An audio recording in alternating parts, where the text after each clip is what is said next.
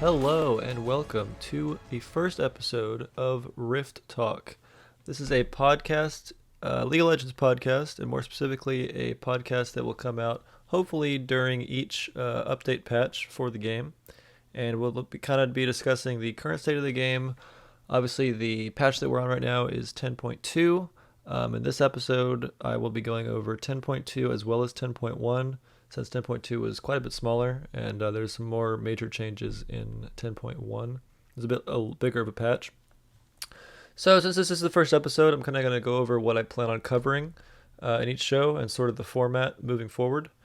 I'm going to start with some highlights from each patch, or from the patch that we're currently on. In this case, it'll be two. I hope to make it just one in the future. We're going to talk about what each change sort of means. Maybe not every single one. Some of them are a little bit more minor. This is supposed to sort of just kind of hit the high points. And then we will briefly talk about what was missing, what I felt like we need to start, or I was looking for going into the patch, and some of the stuff that maybe I thought was left out.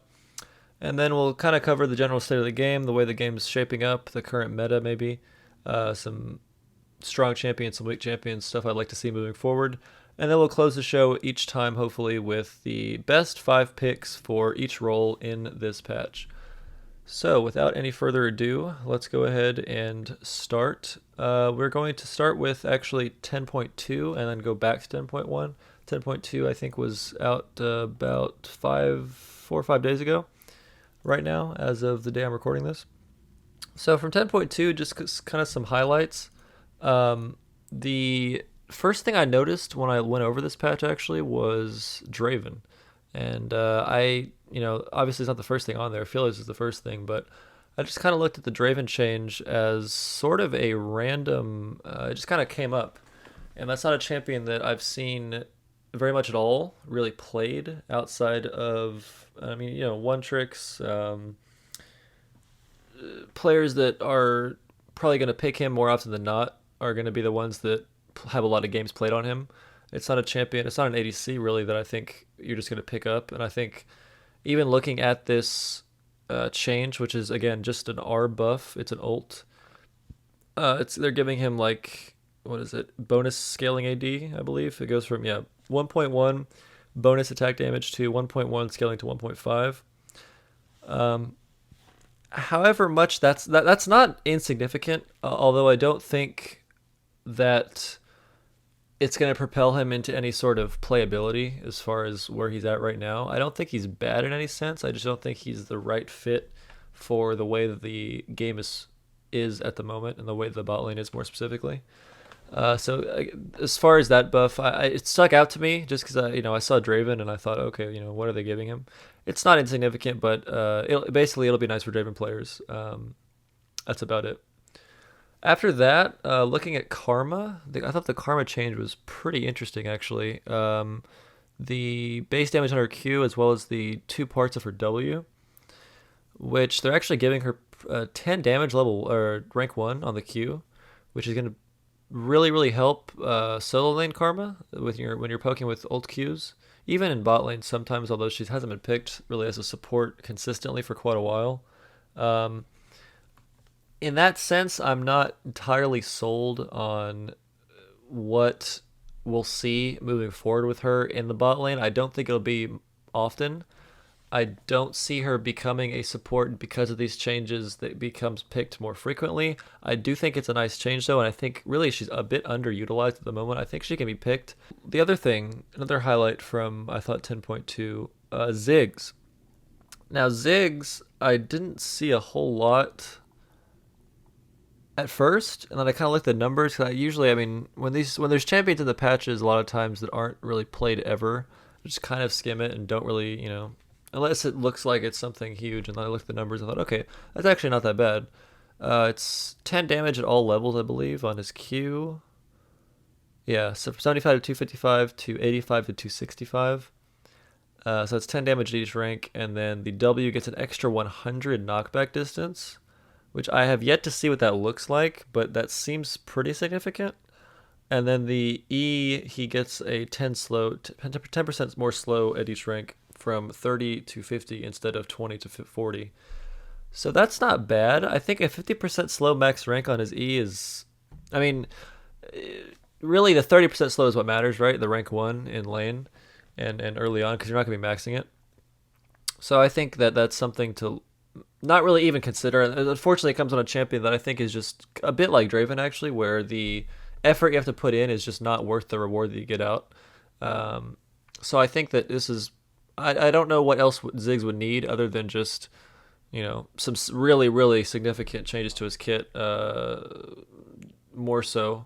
But I think this is nice for Ziggs. That's just something that stuck out to me. Other than that, for this patch, I think the going back to the Nautilus change, which is a little bit high. Yep, Nautilus change. The Q nerf, I think, is a step in the right direction. It's not gonna take him out by any sense, but I think this is they're taking off 10 damage at each rank. Oh no, actually, from 80 to 280 to 70 to 250. So it's actually 10 at rank 1, 15 at rank 2, 20, and yeah, so it scales up. That's a pretty big deal, actually, I think, for Nautilus. I think he's usually maxing Q second anyway. So, and especially that rank 1 damage will be nice to not have in lane against him. He is getting a lot of bans. These last 2-3 patches, he's been pretty much a staple, one of the three big supports. Um, and I think this is a good step. This doesn't finish him off, but this is a good step. I'm completely fine with this. I think he did a little too much damage anyway. As far as in the bot lane, that's pretty much where he's played. He has a couple jungle picks, not too often though. The Sona buff in this patch as well. They gave her. Actually, this one I thought was one of the bigger of the patch. 25% self move speed. Compared to max rank 14. Now it's 25% at all ranks. That's a pretty big deal. The fact that you can have a 25% move speed buff and it scales off AP. Rank 1. That's pretty big. You're usually not maxing E as far as I know. I don't think at all. So having a 25% flat is pretty nice for Sona. And I actually have seen a couple Sonas recently. I don't know if it's because of that. It's just that's going to be pretty significant. I don't know what that really means for her. I don't think really the meta is at all in a shape for her at all. Other than if you're doing the what used to be the Sona Taric, which is now just sort of a Sona and something else, which you don't really see almost at all compared to what you used to. But I think that's something not to sneeze at for sure. That's pretty significant for Sona.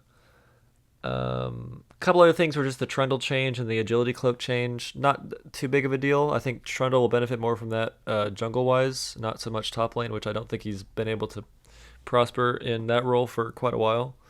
And then the agility cloak from 25 to 20. As far as crit chance, that's not that big a deal.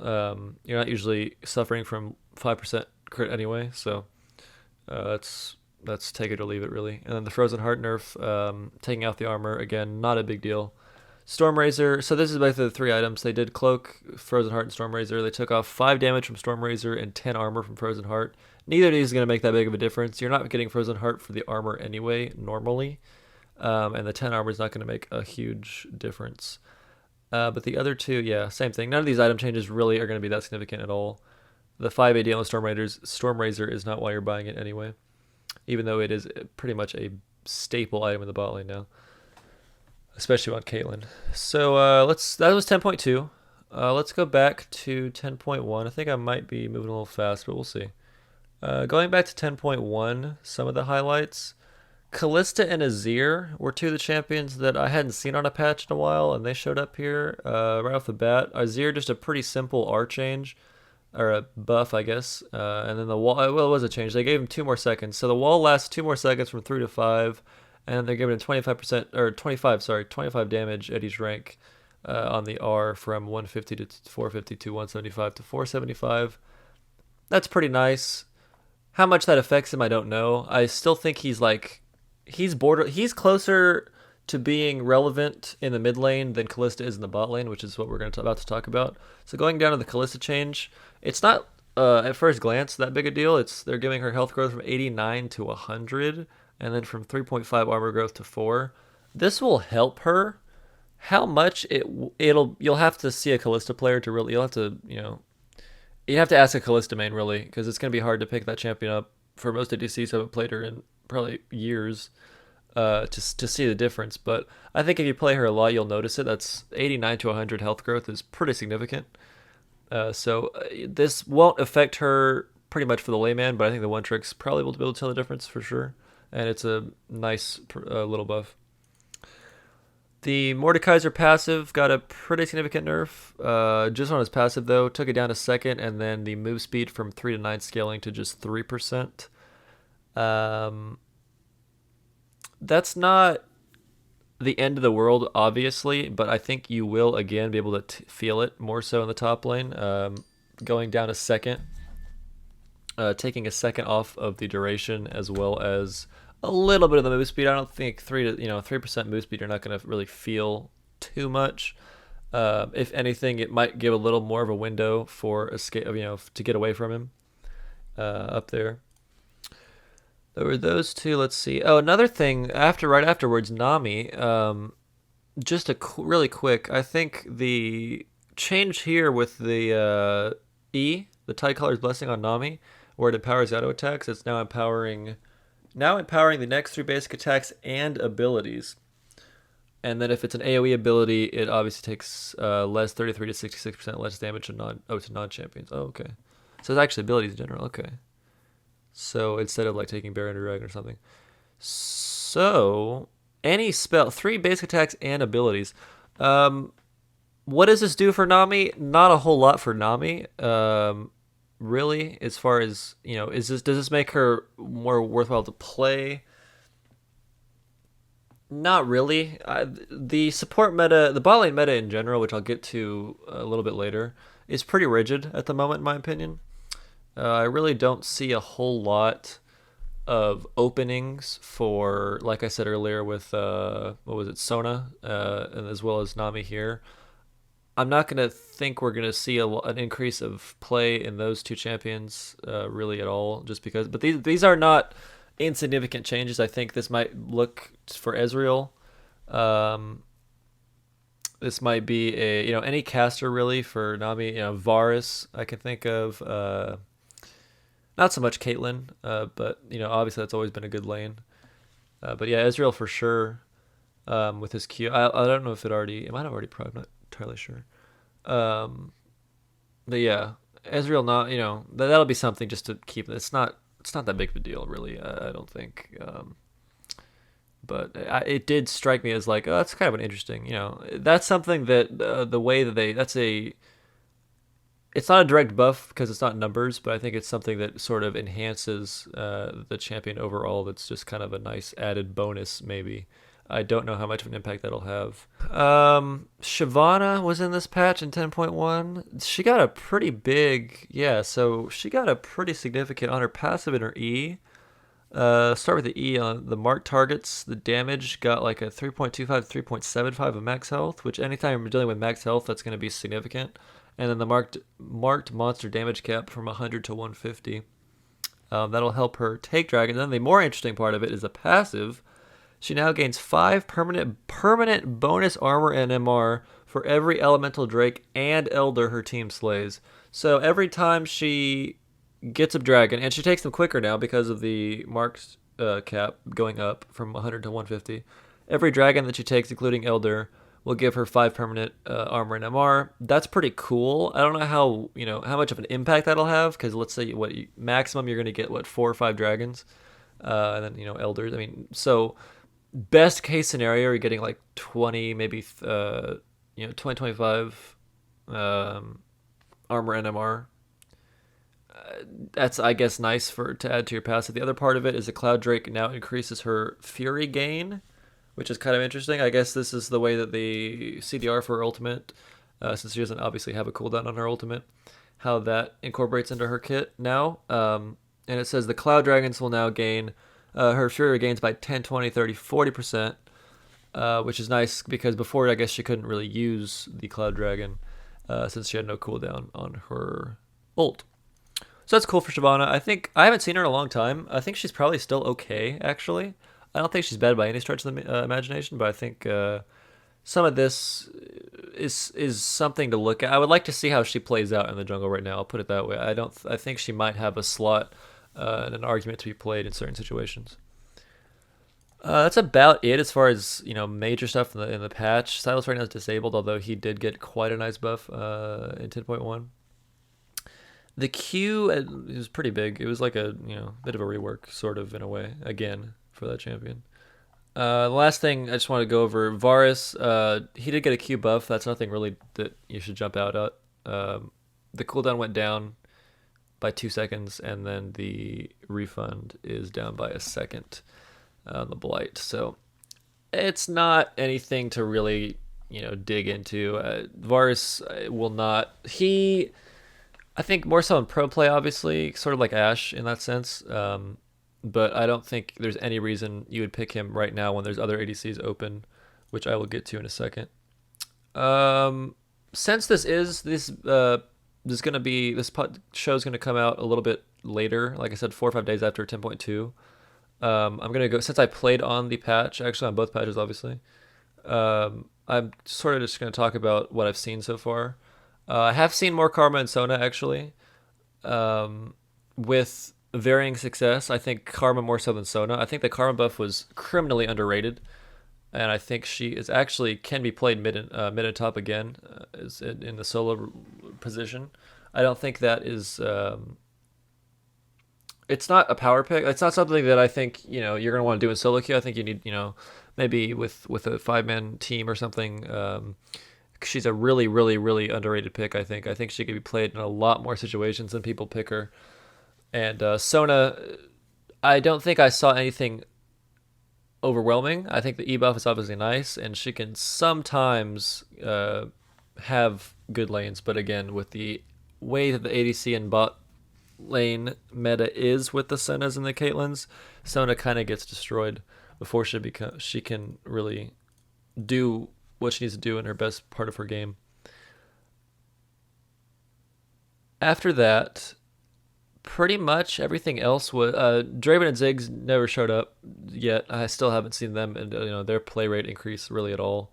Nautilus still gets the same bans as he does. The Q buff, the Q nerf, sorry, was not significant. Like I said, it's not gonna kill him. Azir has been played a little bit more. I've seen a couple of Azirs. As far as the only thing that was buffed was the ult.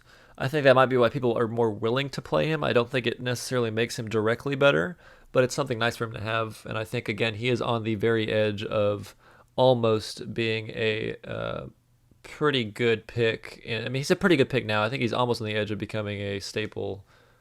Well, I don't know. It's the wrong word. It's, he's a mid lane right now is completely open in my opinion. I think it's pretty blown open as far as what you can pick and what you're gonna have success with, and he's definitely in the conversation for that already.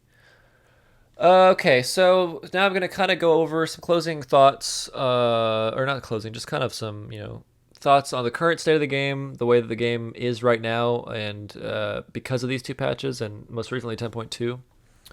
And then we'll go over the top 5 picks. This is probably going to be a shorter episode. I didn't have a whole lot. Wasn't really sure how I wanted to format this first show, but I just kind of wanted to get it out there, get it uploaded, and then see what the reception is and sort of how to change it as I go.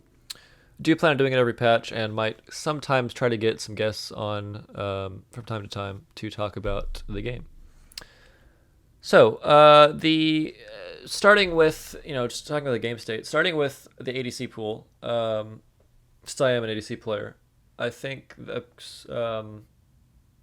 it seems to me over the course of the last, really maybe even dating back to midway through last season, and maybe even before that, it's the bottom lane pool.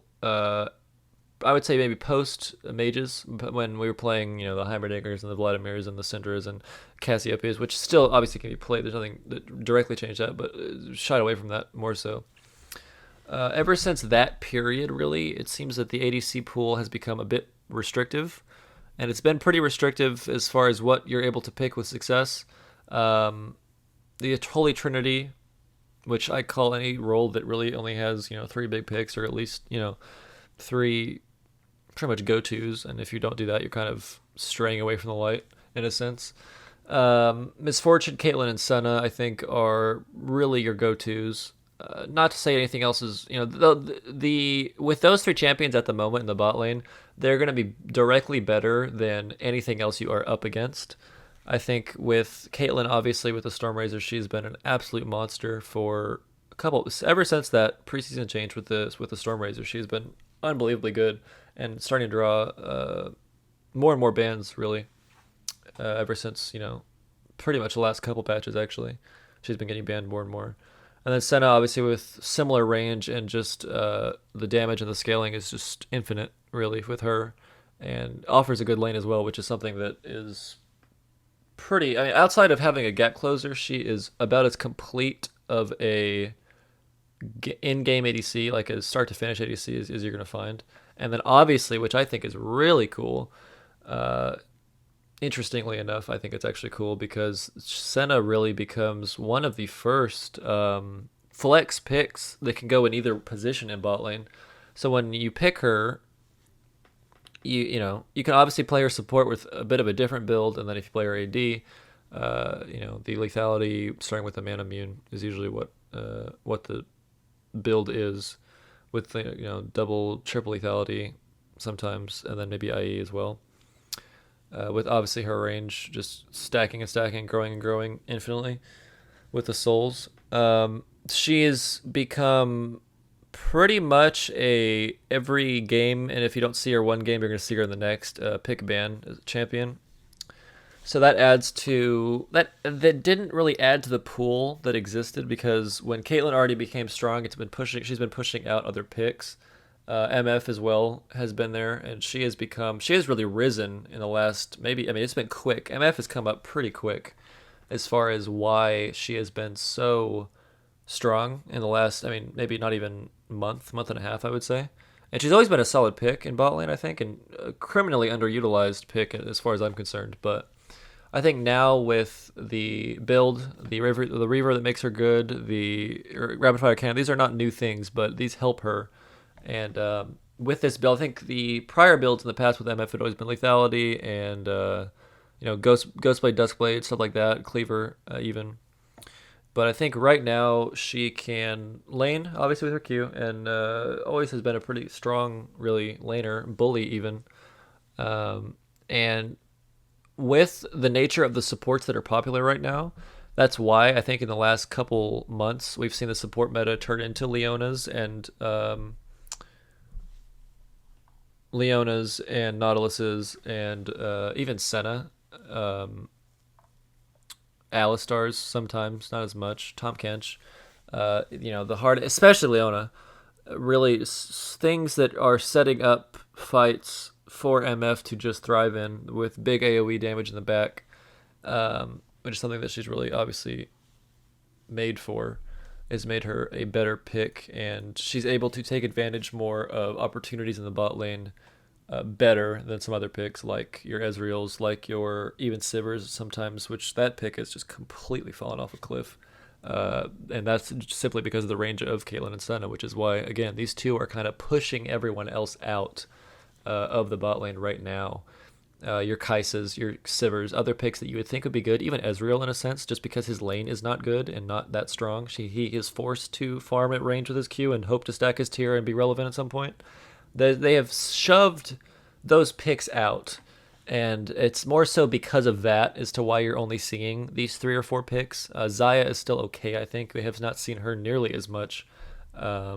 That might have something to do with a lack of her cons, although it shouldn't really be at all related, in my opinion. Aphelios is the next thing I'll talk about. In terms of the bot lane, I think he's strong. I think there's no doubt he does a lot of damage, and he is one of the best early game champions, damage-wise, in the game.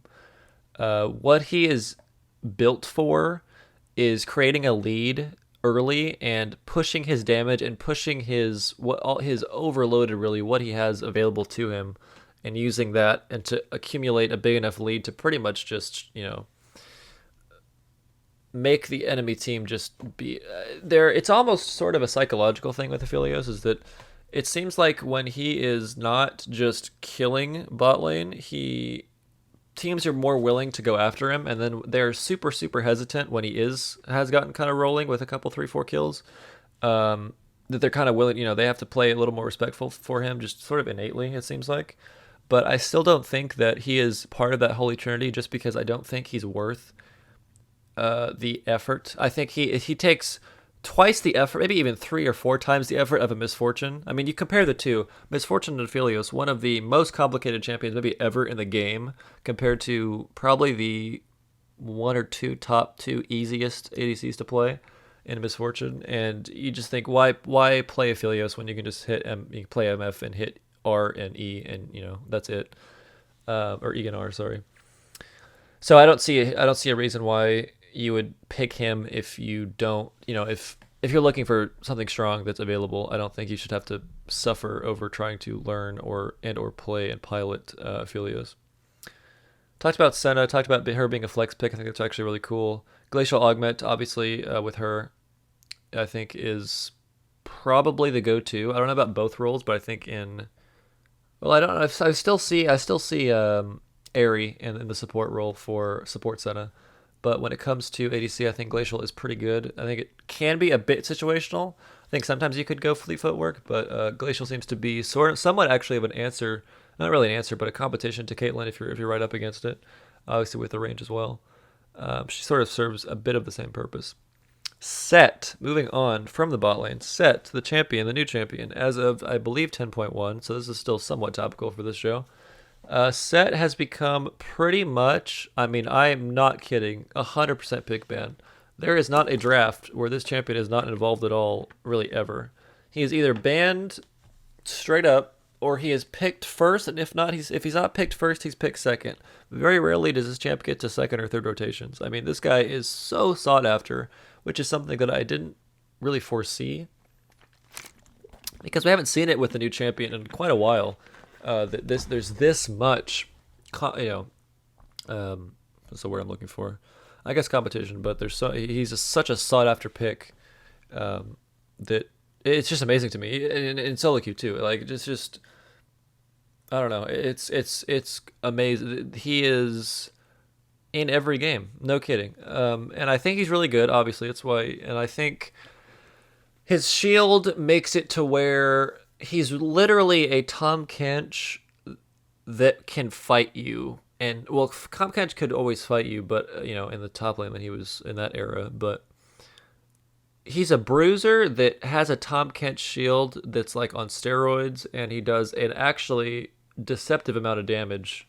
And if he I don't know, he is really good in the top lane. Jungle wise, I have not seen the success really ever. I think he's been specifically now at this point picked top. If you want to have any success, I have not seen that. I've seen a couple jungles obviously early on. They'd never really worked out too well. I don't think he has a reliable enough gap closer to justify that being a pick in the jungle. As far as what you play against Set, I think in the top lane, Renekton and Gangplank have proven so far to be the picks. Obviously, Renekton with the shield breaker on his W is something that I actually forgot about, but is definitely something that would work well against Set. Gangplank, I think, just has a naturally good lane, and it'll play well into him. And that's a champion that, again, sort of like Draven, you're only really going to see, not so much so, but you're going to see him more so with players that are comfortable playing him, and not just a generic top lane pick, which we'll see when I get to my top 5 best in a moment. Let's see. Akali and Ryze are still two big bans that we see a lot. They're not picked as much as they are banned, honestly. I see a lot more bans than I see picks. Although Akali I do see picked. Ryze, I think more so in 5v5. I think you'll see with full team comps, people are more willing to play Ryze. I think he's still a really, really good champ, and I think Akali is the same. Karma here. So something I thought about, when I was coming up with what to look at in this patch was with the rise of Karma and this buff, how much in correlation to that, sort of like the Renekton and Set interaction. If you remember it was last season, maybe 4 or 5 patches ago, they added maybe more than that. They gave Blitzcrank, and they kind of experimented with a quote unquote like hard counter sort of mechanic, where they gave Blitzcrank and Renekton the shield breakers.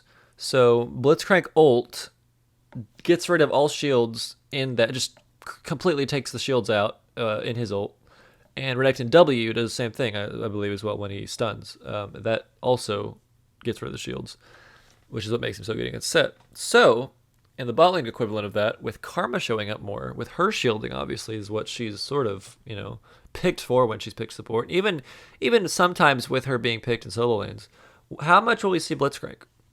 And Blitzcrank is a champion that I've actually, believe it or not, I have seen more of over maybe the last week or so, a couple weeks. I have seen more Blitzcranks than I've seen in the last month, really.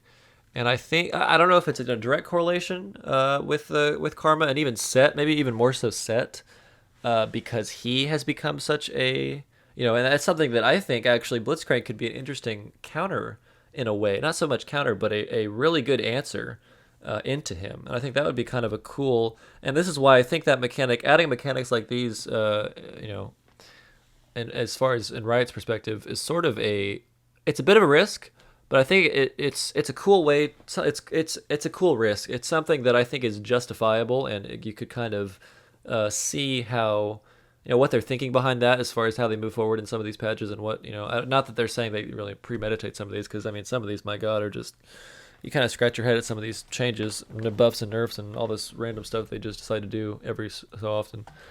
But yeah, with Blitzcrank, I think he's actually an okay champion individually. And I think he's at a pretty good spot as far as what the bot lane looks like. I don't think he'll be overwhelmingly picked ever, really, but I think you definitely can see more and more scenarios in which he would actually be a pretty good pick. And I think with the game pacing the way it is now, you're not usually seeing a whole lot of games go to that Elder Dragon mark. I mean, I could probably count on one hand the amount of Elder Dragons I've seen since the beginning of the season. Honestly, maybe 4. I can't think of anything more than that. Maybe 5 max. I mean, you're not seeing games go very long anymore, and a lot of that is the ADCs that are popular and their power in the early to mid game, as well as some of the mid picks, which again I still think that role is pretty wide open. And then Set again is a similar pick to that. But yeah, I think Blitzcrank is an interesting thing. I think Blitzcrank is something to look out for, and I would say if there's one thing to take away from this is to say, why not Blitzcrank? I think in a lot of scenarios, and he's simple. He's not saying he's easy, but he's simple as far as how to pilot him. And maybe, more and more mastered players on the champion will, can obviously attest to the fact that the more comfortable with him you are, the more that you can sort of the ways that you can pilot him makes him super, super valuable in some scenarios. So, especially against Set, and I would like to see him more. And I think we will see him more. And I think with the ranges the way they are in the bot lane now, and no more Sivir really, which was something that kind of obviously shut him down, as well as Ezreal, which you're seeing less, but still sometimes. I think Blitzcrank would be an interesting pick. So, the lane by lane we're going to do at the end of every episode. I'm not sure at what point, time-wise we're at right now. We're about 33 minutes at this point. So we're going to do a segment at the end of the show every time with the top. We're going to go roll by roll and take 5 champions that I believe at the moment are the best 5 for the positions. So starting with top lane, I think Set number 1. I should have gone backwards. Maybe I'll start doing that. Well, Set's number 1. That's not much of a spoiler, but I do think that's far and away at least the most popular. Again, these aren't like, well, it's sort of a power ranking, I guess, or maybe a worthwhile ranking, maybe more so, is like this. These are the picks that you should be picking, or they deserve the more. I don't know. It's not your traditional. I'm just kind of saying best 5 or most popular 5 for each position. So Set number 1, since we're already going in order. Ornn number 2, Darius number 3, Mordekaiser 4, and Aatrox 5. I think with each of these picks, top lane is the role I play the least. However, I do think these are the champions that you will see the most and have the most power outside of Aatrox. I think that Aatrox is the 5th pick I put in over Fiora, and I believe a couple other ones, Vladimir on occasion, Akali on occasion. I put Aatrox there just because I think he is still okay. I think he hasn't been picked really at all in solo queue in a long time. But I think he's still relevant in a sense. And the other 4 for sure, Mordekaiser, Darius, Ornn, Set. Those are going to be staples at the moment, and they have been for the last couple patches. So I don't expect that to change really too much at all. Jungle, this was an interesting one. I think that right now it's a bit open, kind of like how mid is. I think there's a lot of junglers you can play. I think there's a lot of variety you're going to see. You're not going to see the same champs over and over, kind of like bot and top more so. But jungle, I think, as well as mid, are pretty open. Jungle less so than mid lane. So jungle, we'll start with number 5 this time, so we'll go backwards. Rengar at number 5. And then at 4, I have a tie. I have Dr. Mundo and Warwick. These are kind of the wild card picks. I have played a lot of both of them, and I actually think that these are really... I was really surprised at how good Mundo is. I think he's really, really good. And it's not a pick that I even considered, and I don't think a lot of people do consider him, but I think he is a really, really good jungler right now. As well as Warwick, I think they do a similar role, sort of, a little bit less so on Warwick's end, but still a really... To me, they have... These are two that I've played the most, and I think they have really good payoff for not a lot of effort. I think these are two very, very simple champions with a very high payoff. At number 3, Lee Sin. I think he's always going to be there in the jungle. I think he's always, whatever you put into him, you'll get out of him, and I think he's never going to be bad, really. He's the Thresh of the jungle. He's always going to have a super high play rate and a hovering 50 to maybe a little bit higher or lower win rate. Obviously, the higher the play rate, the lower the win rate, but usually. Elise number 2, I think Elise has actually been used more and more, and she is more and more justifiable to pick, even if you aren't an Elise player at this point. I think she offers you AP, first of all, which a lot of times now is set in the top lane. You're not going to see, and especially if your mid laner takes Yasuo or Zed or something, which, the solo queue specials, I think Elise is something that can offer quite a bit to a team comp. I think she's super impactful early game, which, again, the nature of the meta right now is early mid game. You're not seeing very many late game games, which helps because Elise, God love her, is not the late game champion by any sense of the imagination. So I think, and a lot of these picks really are early to mid game focused. I think she's one of the best at creating a lead and being proactive, as well as Lee Sin. Number 1, Echo. Echo jungle has been a quick riser. This has been something that has come up very quickly, and he's back to being... It's not tank Echo, which you've seen before, although I have seen some Cinder Hulks on him before. I have seen that. He offers a lot, just in general, and he is definitely the most popular and strongest, even, I might say, just raw power-wise in the jungle. That's Echo. Mid lane, I only have 2... So, Akali, Ryze, and Zoe are, I would say, maybe, in air quotes, the strongest, power-wise. Although, again, I think any control mage, really, your Oriannas, your Cassiopeias, your Syndra's, the list goes on. Your Azirs are in there occasionally. Lissandra even still, maybe. Who knows? I think a lot of mages are fine. I think mid lane is super... You can pick LeBlanc. There's Yasuo. There's Zed. Nothing is really bad innately right now in mid lane. I think there's a lot of stuff you can get away with. And I see everything. So, as far as that goes, again, if I had to pick picks, Akali, Ryze, Zoe... Ari, I guess, is always a good one, and then maybe Orianna. I don't know. It's really no. I just have any mage really on the list, pretty much in that role. ADC we talked about earlier, the Trinity, Caitlyn, MF, Caitlyn, MF, Senna, and then my 2 others would be Aphelios and Ezreal. I think with an honorable mention to Kai'Sa and Xayah. Pretty much the way this role is the Trinity, and then everything after that is about the same level. I think, with maybe the exception of Aphelios, it's probably like Caitlyn, MF, Senna, top 3 for sure, and then a big gap, well, maybe a little gap, and then Aphelios, and then a pretty big gap, and then Kai'Sa, Ezreal, Xayah, I think are about the same. Those 3 are about the same. Support, so we'll start again with 5. I think I'm actually going to give the 5 spot to Karma. I think she actually... I hope we'll see more play, and I also think Blitzcrank. So the Karma Blitzcrank angle, which I talked about earlier, will, I think, go hand in hand. I think we might see more Blitz than we'll see Karma, but I think they will kind of be connected in a way, and I think Blitzcrank more so will be connected to Set. So I think the pick to watch for this patch is Blitzcrank, and how much we'll see him by the time the next patch rolls around will be interesting with the way Set is dealt with, if he is at all, which I would assume at some point he will be.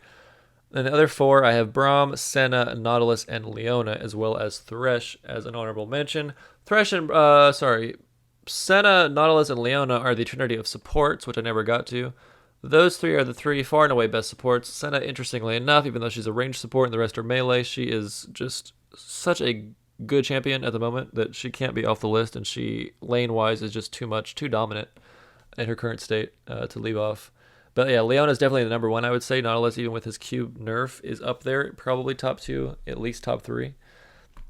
And that's pretty much it. I don't see a whole lot else in the bot lane support-wise.